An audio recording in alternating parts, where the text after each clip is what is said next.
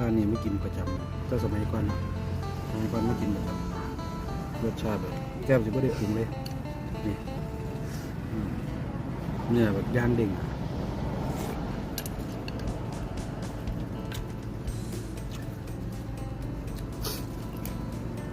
ลูกชิ้นเนื้อ